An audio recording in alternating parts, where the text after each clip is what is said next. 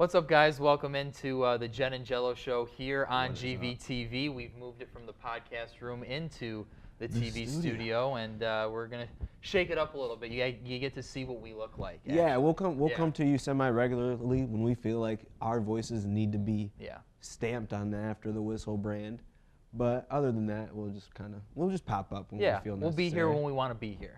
That's how it's going to work. Let's start. We got a couple topics for you, a couple different sports that we're going to look at. First, let's go to the NBA. Jimmy Butler, Yep.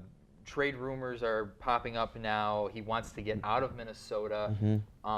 Let's start with Minnesota. What's something they need to look for in a trade that can sort of help them not feel the loss of Butler too bad and still get them into the playoffs?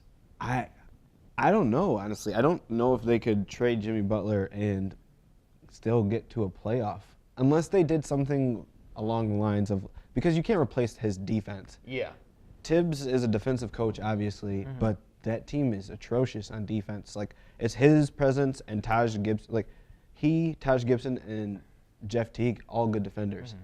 But I don't know if there's anyone else that could come in and kind of have that effect on defense. Yeah. With that being said, the only way they could maybe pull off a playoff run is if they trade for already established two. Like, if they were to somehow pull something off with Portland and get like C.J. McCollum for Jimmy Butler, which is not going to happen. It's not even being talked about, but that would be the only scenario where I could see something like that shaking out. Yeah, for Minnesota, if we're just looking at Minnesota right now, you'd have to think that they're going to have to deal with a team, like you said, like a Portland, that can give them something in return. Yeah.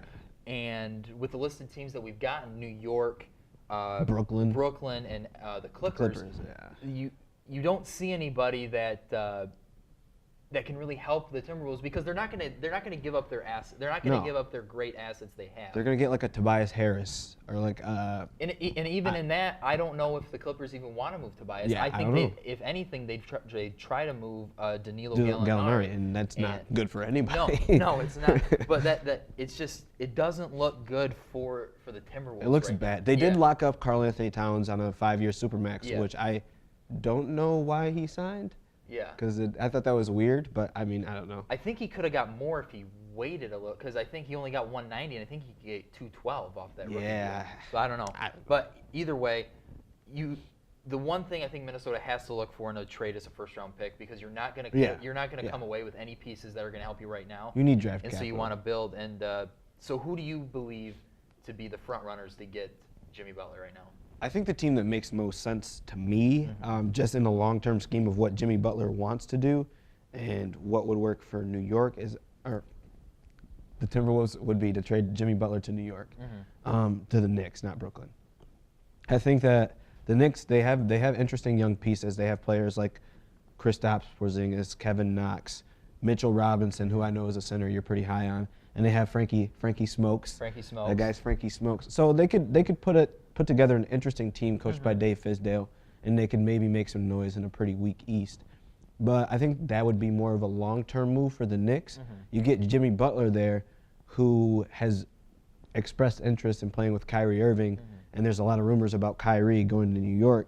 So I think if they really wanted to land Kyrie, they could move some pieces around and get Jimmy Butler there and make it a more appealing destination. Yeah, I think New York would be great for Butler, especially if you're able to pair him with a guy like Kyrie later on.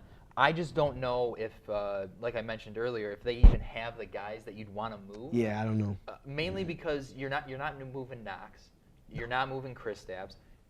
After that, you're not moving Robinson, you're not moving Frank. You might be able to move Frank Nicotine, but.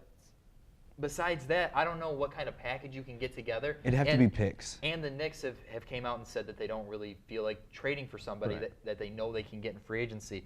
And I think the best situation for them, and they're still going to be able to pair him up with Kyrie, is a trade to Boston. And I think a Boston trade would be a lot easier because they have those assets that they're okay to give up. You have a Jaylen Brown. If I'm able to get rid of Jaylen Brown and a couple other dudes and maybe a first, knowing that he's going to come back, I'd be okay with that, mainly because you're getting this killer guy and you need to know you're going to win now.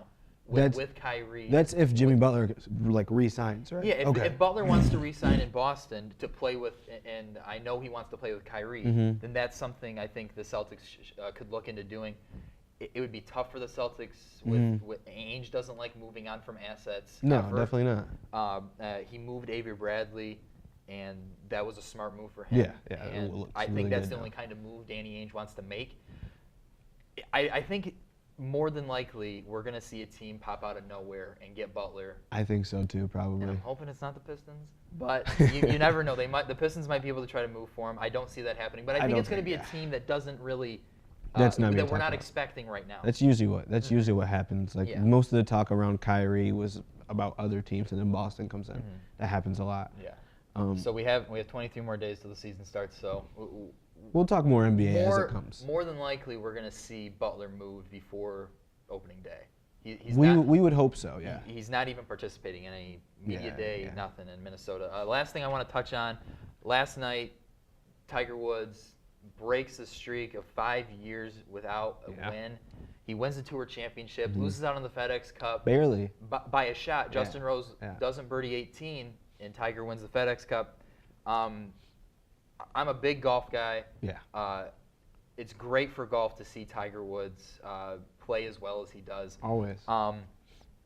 It was hard to not to get emotional a little bit watching it. Honestly, yeah, he was so emotional. It really was. It was hard not like I was getting goosebumps watching him. And right now, getting them thinking about it, and it's just incredible. And you didn't think this was going to happen. No, it just surgery after surgery, injury after 3 straight injury. years with back surgeries. And what he's been able to do, and the time that he's playing right now, especially leading into the Ryder Cup for Team USA, it's amazing for golf right now, and I'm so happy to see Tiger back at the top of the game. Yeah, I mean, golf just in general. I'm not as big of a golf guy as you are, but obviously Tiger has been playing well, so I've watched more golf this year than I've probably watched in my entire life. Yeah. And it seems like the rap has been Tiger will be in contention going into a Sunday, and he'll just miss like a couple putts, or he'll just be off by a couple shots, or he just gets beat. So it was really good to just see him have a commanding lead. Obviously, Justin Rose made it interesting, but to see him just win, like I know we've probably all seen the video on Twitter where Tiger's walking down 18, and the crowd behind him it's unreal. It's not something you see for golf unless Tiger Woods is present. There were a couple shots early on of Rory and him walking down the fairway, and it looked huge. And then they got the big shot of I think from the blimp up in the sky, just getting what was on the ground, and it was amazing to see how many people are flocked around this man. It's just nothing you see in that sport. On Saturday, they put out the Saturday ratings, and it had to rival against the Alabama game, and the Alabama game got a 3.5, and the Tour Championship got a 3.1, which is insane to me to think that on a Saturday in September that golf is rivaling the best football team in the nation. Tiger Woods, it's insane what Tiger does for this game. They played a ranked opponent too, Alabama, so it's not like it was a garbage game. So it's great for golf what's going on right now. Hopefully he can sustain this for a little while, get another major. I don't know if he catches Jack at 18, but I think so. I think him winning this tour championship shows that he can win in big moments. Yeah, still. for sure. And so the way he even played in the majors this year, he was in contention on Sunday in the British Open. He was in contention on Sunday in the PGA. I mean, he's been in contention throughout this year, and so it's just great to see. I agree. To see from Tiger, and hopefully he can keep it going. I hope so. Yeah. I hope so too. That's all we got for today. That's gonna do it for us right now. Hope to see you guys soon. We got maybe some big NBA news, something like that. Hopefully we'll be back to break down a Jimmy Butler trade. Yeah. So, but until then, I'm Noah Jensen. I'm Jello. We'll see you soon.